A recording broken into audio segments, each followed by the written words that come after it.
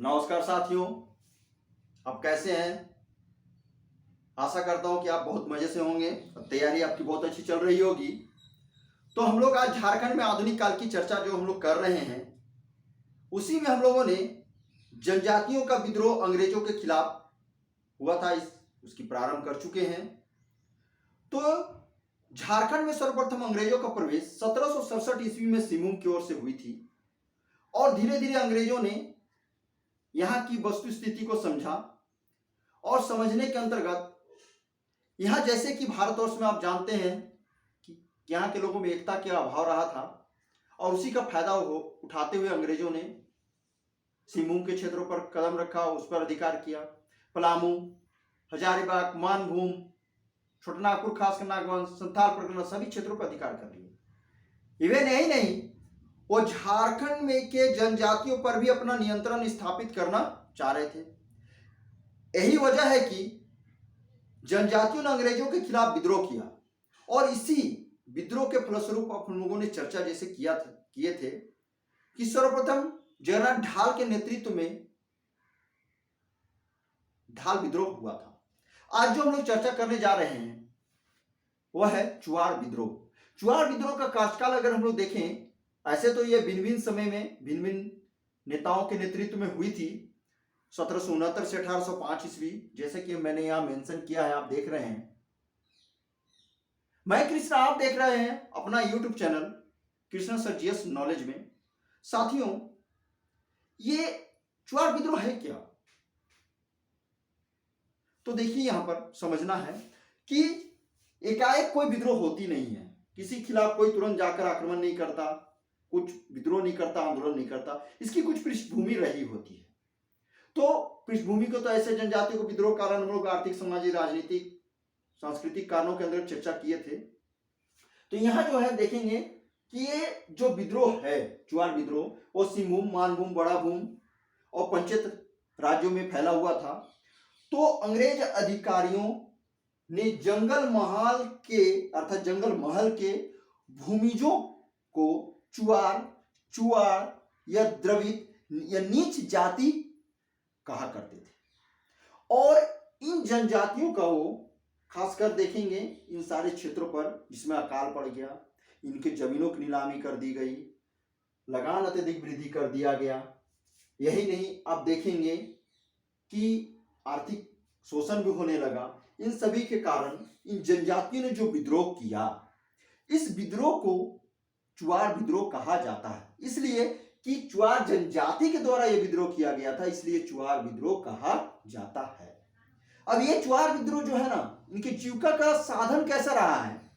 जैसे कि आप देखते हैं अधिकांश जनजातियों में जो रहा है, इनका भी वही स्थान रहा है। लेकिन यहां यह देखना है, ये जनजाति भी जंगलों में शिकार करके जीविका चलाते थे। साथ ही ये जंगलों में पेड़ों को काटते थे, काट कर उन क्षेत्रों को कृषि योग्य बनाते थे, फसलों को उत्पादन करते थे और जो उत्पादित फसलें होती थी इनको ये बेच दिया करते थे और अपने जीविका चलाया करते थे। यही नहीं, जो उस समय को जो स्थानीय चुआड़ लोग में ही जो स्थानीय उधर के जमींदार थे, उनके यहाँ ये पाइक या कहे चुआड़, वह सिपाही का काम करते थे और इसी सिपाही का काम करने को ही सिपाही जो काम करते थे उसको पाइक के नाम से भी जाना जाता था।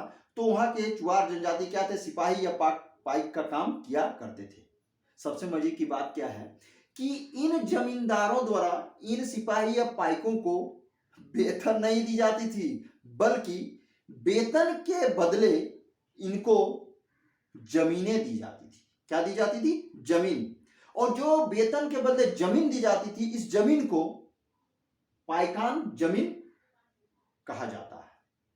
देखिए साथियों, खासकर इस जनजातियों का विस्तृत स्वरूप वजह क्या था? तो देखिए, अंग्रेजों द्वारा जनजातियों के जो पुश्तैनी जमीनें थी, इन जमीनों को अंग्रेजों ने छीनना प्रारंभ किया। इन्होंने जमीन छीना ही नहीं, छीनकर जब्त करने के बाद जो बाहर से जो बंगाल, बिहार, अन्य स्थानों से जो जमींदार अंग्रेजों के साथ आए थे, उनको यह जमीन उन्होंने बेचना प्रारंभ कर दिया। और बेचा ही नहीं, बल्कि उन बाहरी लोगों को जमींदारों के साथ मिलकर इन क्षेत्रों पे बसाना प्रारंभ किया। जैसा कि आप जानते हैं 1870, 1877, 1800 ईस्वी में झारखंड के भिन्न भिन्न क्षेत्रों में बहुत अकाल पड़ी थी। अकाल पड़ने के कारण क्या हुआ, कृषि कार्य ठप हो गई। यहाँ के जो जमींदार थे उन जमींदारों पर अंग्रेजों ने लगान देने के लिए अत्यधिक, अर्थात कहा जाए अत्यधिक लगान देने के लिए क्या किया, यह लगान में वृद्धि कर दी गई भाई, अत्यधिक लगानों में वृद्धि कर दी गई। और ये जमींदार जब लगान नहीं चुकाते थे ना तो इनकी जमीनें छीन ली जाती थी और बाहर से जो जमींदार आए थे उनको वे जमीन बेच दिया करते थे, अर्थात नीलाम कर दिया करते थे। यही नहीं, आप देखेंगे कि यहाँ की जो स्थानीय जमींदारों के यहाँ के चुआर लोग जो सिपाही का काम करते थे उनको हटा दिया गया और जो सिपाही का काम करते थे उनकी जगह देखेंगे बाहर से जो लोग बंगाल, बिहार, अन्य स्थानों से जो आए हुए थे उन लोगों को पुलिस का काम सौंप दिया गया। अब ऐसे में ये जो चुआर जनजाति लोग थे, सिपाही का जो काम करते थे, अकाल पड़ गया, कृषि कार्य से भी हाथ धो बैठे, जीविका का साधन से भी हाथ धो बैठे, दर दर भटकने लगे।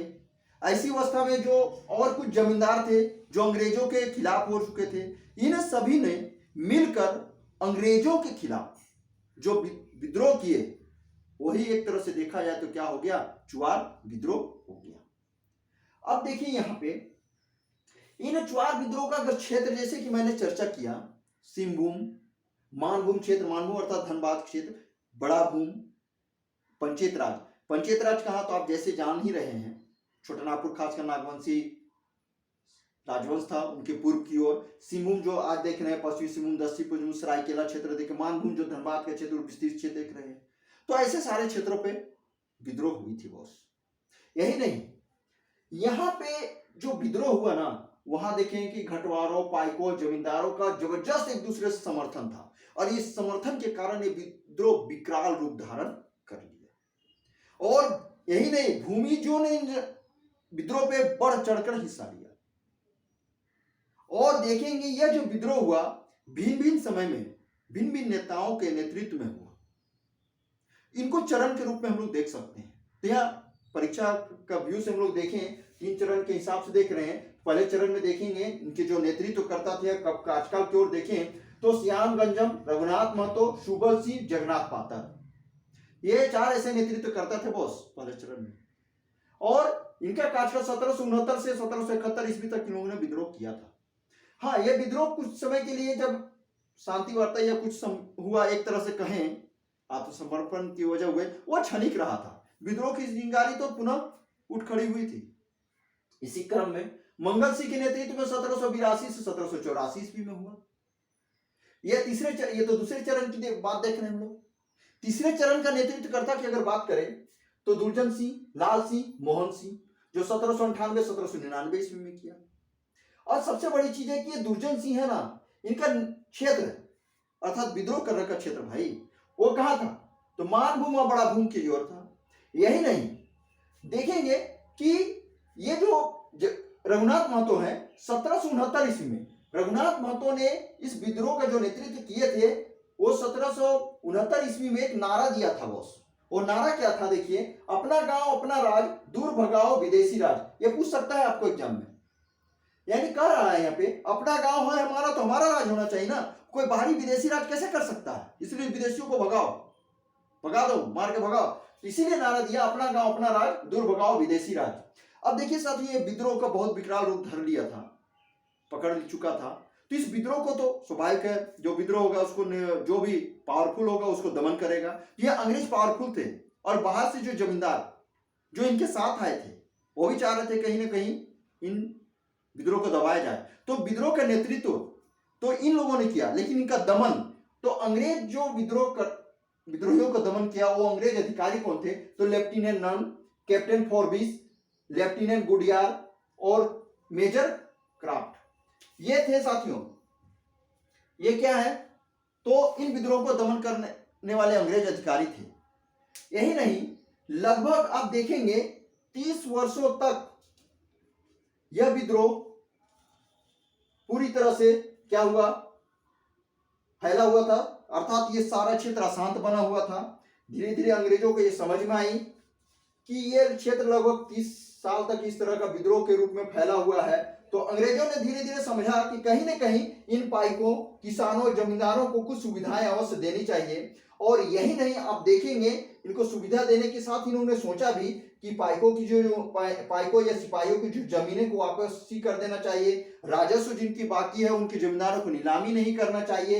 यही नहीं, आप ये भी देखेंगे जो जमींदार, घटवार, जो अधिकारी थे, उनको जो उनकी शासन व्यवस्था का जो रूप था, अर्थात कहा जाए कि उन जमींदार, घटवारों को पुलिस व्यवस्था को फिर से स्थापित किया जाए तो कहीं न कहीं शांति स्थापित हो सकती है। बाद में इन अंग्रेजों को बुद्धिया में आया, लेकिन अंग्रेजों है का ना, इनको बुद्धिया था, लेकिन इनका बुद्धिया क्या है, अर्थात बुद्धि क्या है, देखिए, नोचने, लपेटने और खींचने, अपना शोषण करके अपना लाभ वाला हिसाब किताब था। तो अंग्रेजों ने क्या किया साथियों कि 6 मार्च 1800 ईस्वी को एक प्रस्ताव लाया। कितना? 6 मार्च 1800 ईस्वी को एक प्रस्ताव लाया। अब प्रस्ताव क्या था? जमींदारी, घटवारी, पुलिस व्यवस्था को फिर से स्थापित करना था। यह प्रस्ताव तो ले आया 6 मार्च 1800 ईस्वी को जमींदारी, घटवारी, पुलिस व्यवस्था को फिर से स्थापित करने के लिए, लेकिन हुआ नहीं। इसको स्वीकृति कब दी गई अंग्रेजों के द्वारा? तो देखिए 13 दिसंबर 1805, यानी 13 दिसंबर 1805 ईस्वी को यह जमींदारी, घटवारी, पुलिस व्यवस्था को फिर से स्थापित करने की स्वीकृति अंग्रेजों ने एक तरह से दे दिया। देने के बाद क्या हुआ साथियों कि आप देखेंगे यहां तो दे दिया गया, और यहां देखिए इनकी जो अपनी शासन व्यवस्था का जो स्वरूप अगर हम लोग देख रहे हैं जो रहा है, वो कहीं ना कहीं इनको बोला गया कि इनके क्षेत्रों पर कंपनी ने शासन व्यवस्था के स्वरूप को चेंज करना चाहते हैं, क्योंकि गैर आदिवासियों द्वारा या गैर जनजातियों द्वारा इनके क्षेत्रों पर जो पुलिस या पाइका का जो कार्य करते थे उनको हटा दिया गया, उनको फिर से पुलिस व्यवस्था स्थापित की गई। यानी बाहरी लोगों को पुलिस व्यवस्था से हटा दिया गया और वहां के लोकल लोगों को पुलिस व्यवस्था में अपनी कानून व्यवस्था बनाए रखने की स्थिति दी गई। इस तरह जंगल महल के क्षेत्रों पे इन जनजातियों को कुछ सुविधाएं प्रदान की गई, और प्रदान करने के साथ ही इन क्षेत्रों पे शासन स्थापित, एक तरह से कहा जाए शांति स्थापित हो पाई। और लगभग आप देखेंगे 1805 से 1830 ईस्वी तक इन पूरे क्षेत्रों पर साथियों शांति स्थापित रही। साथियों, ये वीडियो आपको कैसी लगी? क्या आपके परीक्षा के लिए ये सारा कंटेंट और मैं जो आपके पास इस वीडियो के माध्यम से रखने का प्रयास किया हूं वो आप तक पहुंचाने में सफल रहा हूं या नहीं, इस पर अवश्य कमेंट करें। वीडियो को बार बार देखिएगा, कमेंट कीजिएगा, वीडियो को लाइक भी कीजिए, शेयर भी कीजिए साथियों, लेकिन सब्सक्राइब अवश्य कीजिएगा। सब्सक्राइब करने में कोई रुपया पैसा नहीं लगता है भाई। सब्सक्राइब कीजिए और नए नए वीडियो आपके एग्जाम व्यू के लिए प्राप्त करते रहिए। तब तक के लिए साथियों मस्त रहिए, आजाद रहिए। जय झारखंड।